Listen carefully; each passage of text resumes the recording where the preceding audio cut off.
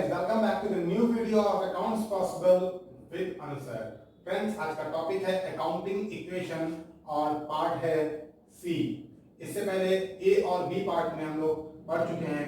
Part A में हम लोगों ने पढ़ा था एसेट्स, लायबिलिटीज और कैपिटल का बाइफर्केशन कैसे करते हैं, जिसका लिंक आपको यहाँ पर दिखाया जा रहा है। अगर आपने वो वीडियो ना देखा हो तो पहले वो वीडियो देख लें। और पार्ट डी में हम लोगों ने एक एग्जाम्पल लिया था और कुछ ट्रांजेक्शन दिए थे और ये जाना था कि आखिरकार अकाउंटिंग इक्वेशन हर बार इक्वल कैसे हो जाती है, यानी हमारी असेट्स, हमारी लायबिलिटीज और कैपिटल के इक्वल कैसे हो जाती हैं। आज हम लोग देखेंगे कुछ स्पेशल जर्नल एंट्रीज, यानी कुछ स्पेशल ट्रांजैक्शंस जो हमारे अकाउंटिंग इक्वेशंस को अफेक्ट करते हैं। Now without wasting the time, let's start the class. Guys, accounting equation की आज की क्लास में हम लोग सबसे पहले दो बेसिक रूल पढ़ेंगे। पहला रूल है all expenses and losses decreases the capital, यानी कोई भी एक्सपेंस हो, एक्सपेंस या फिर कोई लॉसेस हो, वो हमारे कैपिटल को डिक्रीज करते हैं। और दूसरा हम लोग पढ़ेंगे all income and gains increases the capital, कोई भी प्रॉफिट या कोई भी इनकम अगर हो रही है तो वो हमारी कैपिटल को इंक्रीज करेगी। देख लेते हैं दोनों के एग्जांपल, कैसे ये इंक्रीज होते हैं और कैसे ये डिक्रीज होते हैं। देखते हैं कि कैपिटल कैसे इंक्रीज और डिक्रीज होगी एक्सपेंसेस, लॉसेस, इनकम और गेन से। इसके एग्जांपल्स देखते हैं। सबसे पहला एग्जांपल हम देखते हैं रेंट पेड। सपोज करिए आपने अपनी फैक्ट्री का रेंट पे किया, ये एक एक्सपेंस है। देखिए एक्सपेंसेस वो होते हैं जिनके बदले हम सर्विस देते हैं, जैसे rent, advertisement, salary, wages, insurance etcetera, ये सब हमारे एक्सपेंडिचर है। एक्सपेंडिचर हम उन्हें कहते हैं जिनके बदले हम कोई सर्विस अवेल कर रहे हैं। आपने यहाँ पर रेंट पे किया फैक्ट्री का, तो आपने फैक्ट्री की सर्विसेज अवेल करी, जगह यूज करी उनकी, रेंट पे करेंगे तो ये असेट में हमारी कैश को रिड्यूस करेंगे, हमारी असेट एक तरफ कम हो जाएगी और दूसरी तरफ हमारी लायबिलिटी और कैपिटल किसमें फर्क पड़ेगा, तो ये एक्सपेंस है, ये हमारे कैपिटल को रिड्यूस कर देगा, यानी ये हमारी कैपिटल को कम कर देगा। आप ऐसे भी समझ सकते हैं, सोचिए कि अगर आपने 1 लाख रुपए लगा कर बिजनेस किया और आपका बिजनेस नहीं चल रहा है लेकिन खर्चे आपके बने हुए हैं, तो एक दिन ऐसा आएगा जिस दिन आपकी कैपिटल खत्म हो जाएगी उन खर्चों के कारण। सपोज करिए आपने दुकान 10,000 रुपए किराए पर ले रखी है और 1 लाख रुपए बिजनेस में लगा दिया। अब अगर आपका बिजनेस नहीं चल रहा है तो 10,000 रुपए किराया अगर आप देते जाओगे तो 10 महीने के बाद आपकी कैपिटल खत्म हो जाएगी। वही चीज यहाँ पर भी है, कोई भी खर्चा आपकी कैश को या बैंक को कम कर सकता है, तो दूसरी तरफ आपकी कैपिटल भी उतने रुपए से कम होगी क्योंकि ये आपकी कैपिटल को डिक्रीज कर रहा है। ये तो हो गया एक्सपेंस। अब आते हैं लॉसेस में।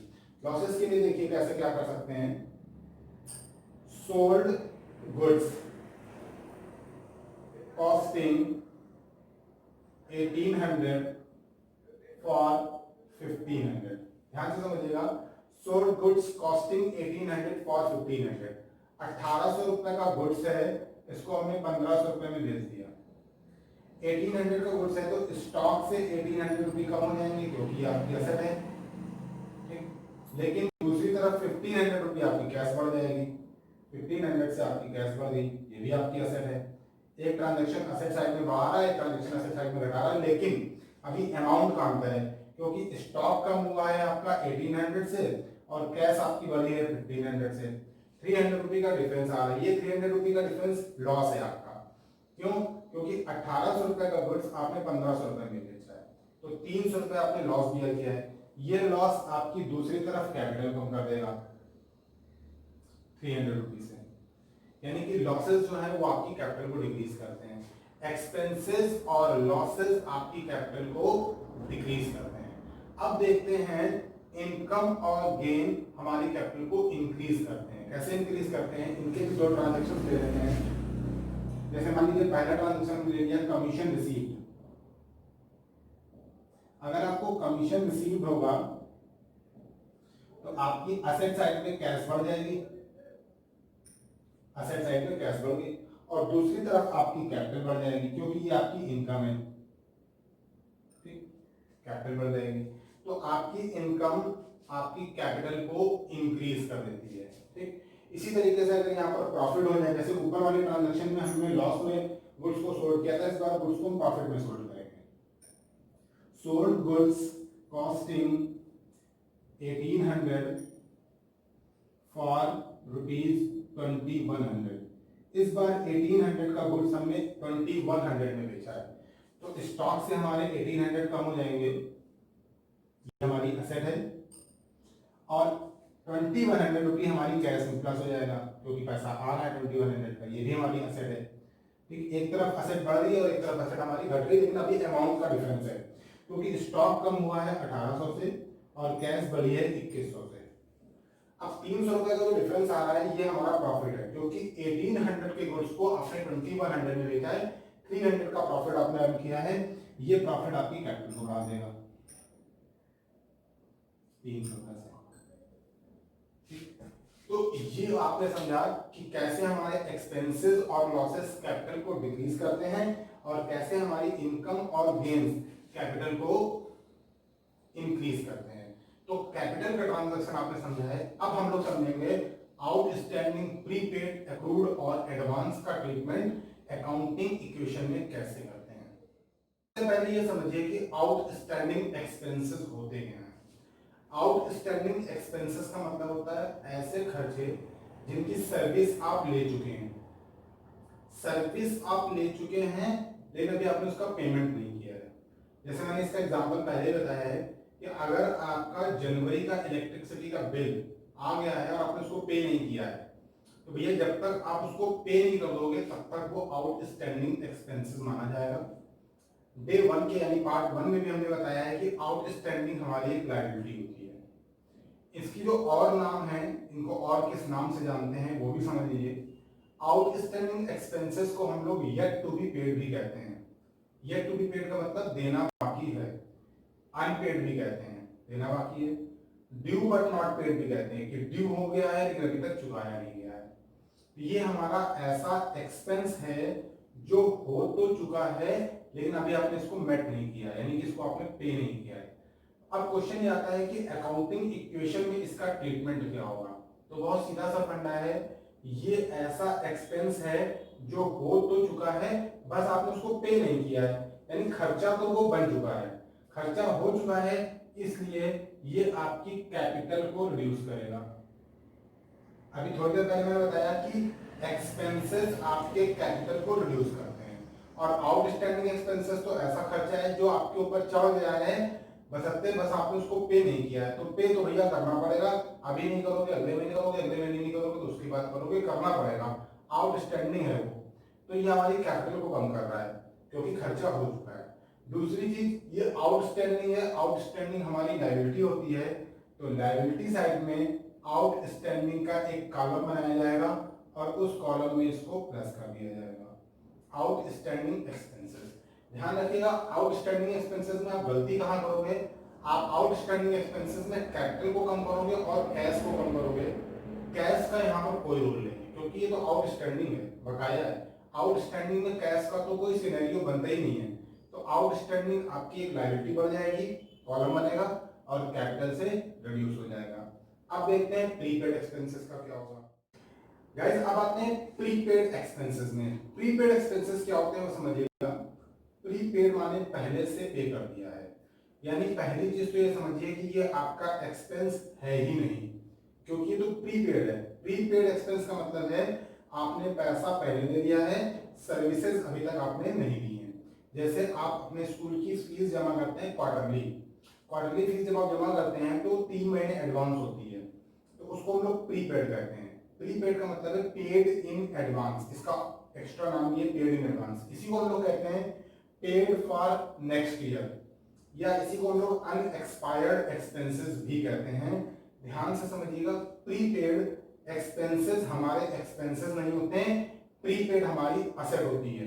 तो इसका ट्रांजैक्शन अकाउंटिंग इक्वेशन में क्या होगा, आपकी कैश कम हो जाएगी असेट साइड से क्योंकि कैश आपके पास से जा रहा है, और असेट साइड में ही प्रीपेड का एक कॉलम बनाया जाएगा और उसमें इसको हम लोग ऐड कर देंगे क्योंकि प्रीपेड हमारी असेट है जब तक हम सामने वाले से उस सर्विस को ले नहीं देते हैं। यानी अगर आपने स्कूल की फीस जमा की है तो जब तक आपके 3 महीने पूरे नहीं हो जाएंगे तब तक वो फीस प्रीपेड मानी जाएगी।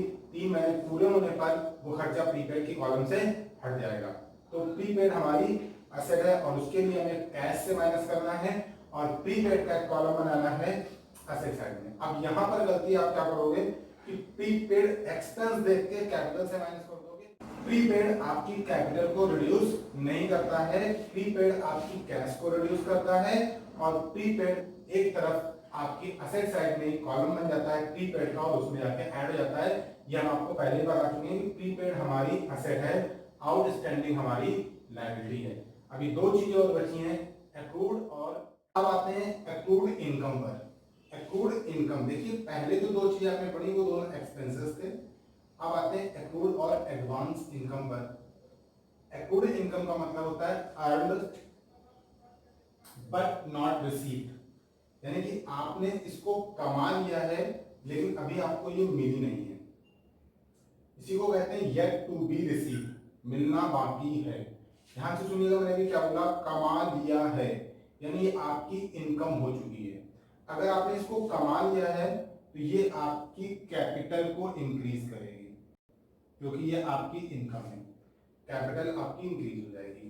Accrued income earned but not received, कमा लिया है लेकिन मिली नहीं है। तो कमा लिया है दैट मीन आपकी इनकम हो गई है, तो ये कैपिटल को इंक्रीज करेगी। साथ ही साथ ये आपकी असेट है। असेट क्यों है?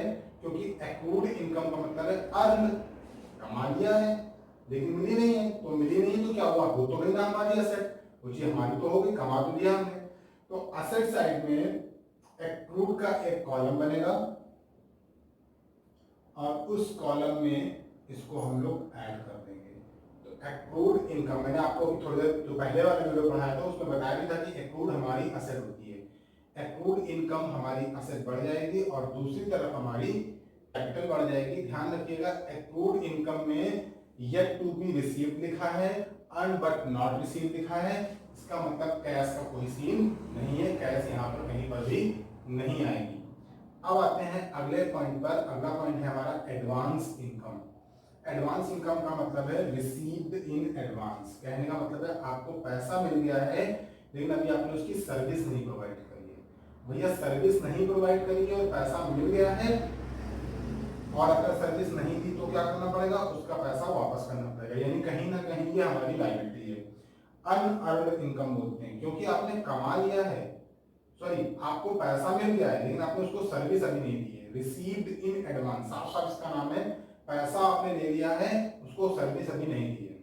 तो पैसा ले लिया, सर्विस नहीं दी है, तो ये आपकी लायबिलिटी है। और एडवांस का एक कॉलम बनाना पड़ेगा हमको लायबिलिटी साइड में, और उसमें हमें इसे ऐड करना पड़ेगा। साथ ही एडवांस इनकम ये रिसीव्ड हो चुकी है, रिसीव हो चुकी है तो ये कैश में जाकर जुड़ जाएगी असेट साइड में।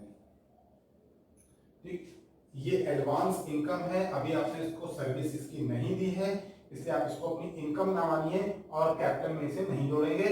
ये एडवांस का एक कॉलम बनाया जाएगा लायबिलिटी साइड में, उसमें जाएगी और कैश में जुड़ेगी क्योंकि कैश आपको रिसीव हो चुकी है। आप अपने डिजायर टॉपिक को और सजेशंस को कमेंट बॉक्स पे जाके कमेंट भी कर सकते हैं, और अगर वीडियो आपको समझ में आया तो इसे आप शेयर कर दीजिए अपने फ्रेंड्स में। और अगर अभी तक आपने चैनल को सब्सक्राइब नहीं किया हो तो चैनल को सब्सक्राइब कर लीजिए और बेल आइकन दबाना मत भूलिएगा ताकि आपको प्रॉपर नोटिफिकेशंस मिलते रहें। हम लोग अगले वीडियो में अकाउंटिंग इक्वेशन के क्वेश्चंस को सॉल्व करेंगे। टीएस ग्रेवाल की बुक के क्वेश्चंस होंगे जिसका पीडीएफ नोट आपको डिस्क्रिप्शन में दिया होगा, वहां से आप उसे डाउनलोड कर सकते हैं क्वेश्चन को, और सोल्यूशन हम यहाँ पर उसका करेंगे और एक्सप्लेनेशन भी करेंगे। सो मिलते हैं अगले वीडियो पर, टिल देन गुड बाय।